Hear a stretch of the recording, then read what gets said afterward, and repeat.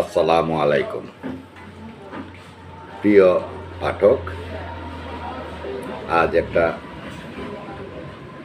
News নিয়ে এসেছি national tea কোম্পানির এমডির বিরুদ্ধে। ঘটনাটি হলো, অসত্য তথ্য দিয়ে সন্ত্রাসী হামলার মিথ্যা বিবৃতি দেওয়া এনটিসির ভারপ্রাপ্ত এমডির বিরুদ্ধে ব্যবস্থা নেবে পরিচালনা পর্ষদ। এই হলো নিউজের শিরোনাম। এবার আসি মূল নিউজে।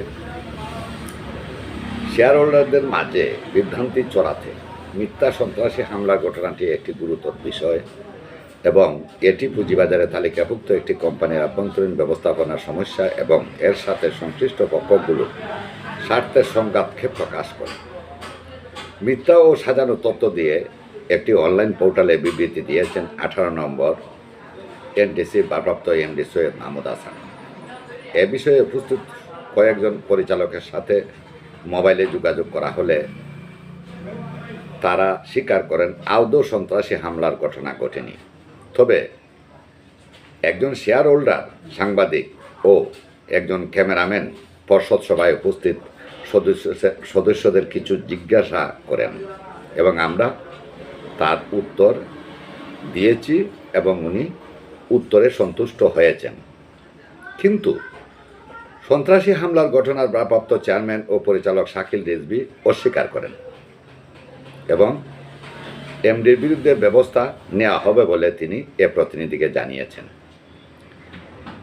এদিকে বছর দুয়েক আগে সৈয়দ মাহমুদ হাসান পাত্রকলা চা বাগানের কেন্দ্রীয় গুদামের দায়িত্বে থাকাকালীন 48,27,212 টাকা রাসায়নিক দ্রব্য আত্মসাতের অভিযোগ ঝুলে আছে। সদ্য নিযুক্ত পরিচালনা পর্ষদ পুনর্গঠিত হওয়ায় চাকুরি চলে যাবার ভয়ে তিনি মিথ্যা বিবৃতি দিয়েছেন। এ কোম্পানিতে চাকুরিকালীন বহু অনিয়ম ও দুর্নীতির অভিযোগ রয়েছে সৈয়দ মাহমুদ হাসানের বিরুদ্ধে।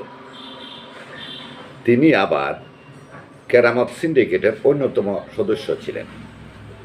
এই পরিস্থিতিতে ন্যাশনাল টি কোম্পানির শেয়ার হোল্ডার, পরিচালক ও সংশ্লিষ্ট অন্যান্য পক্ষদের জন্য একটি গুরুত্বপূর্ণ যে আমরা এই বিষয়টিকে 5টি বিভাগে ভাগ করেছি। 1 নাম্বার, ঘটনা নিরপেক্ষ তদন্ত। পরিচালনা পর্ষদ ও শেয়ার হোল্ডার এবং অন্যান্য স্বার্থ সংশ্লিষ্ট পক্ষদের পক্ষ থেকে একটি স্বতন্ত্র তদন্ত কমিটি গঠন করা প্রয়োজন। কমিটি নিরপেক্ষভাবে তদন্ত করবে যে সত্যিই কোনো সন্ত্রাসী হামলা ঘটেছে কিনা এবং এমডি সৈয়দ মাহমুদ হাসান মিথ্যা বিবৃতি দিয়েছেন কিনা। 2 নম্বরে, প্রমাণ উপস্থাপন।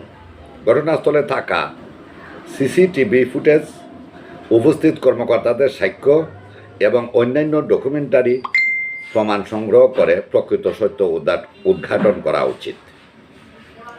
3, পরিচালনা পর্ষদ ও শেয়ার হোল্ডারদের ভূমিকা। পর্ষদ সভায় উপস্থিত পরিচালকদের বক্তব্যকে গুরুত্ব দেওয়া উচিত। যদি তাদের বক্তব্য অনুসারে এমডি মিথ্যা বিবৃতি দিয়ে থাকেন তাহলে তার দায়িত্বশীলতার প্রশ্নে আলোচনা এবং বিচার হওয়া উচিত।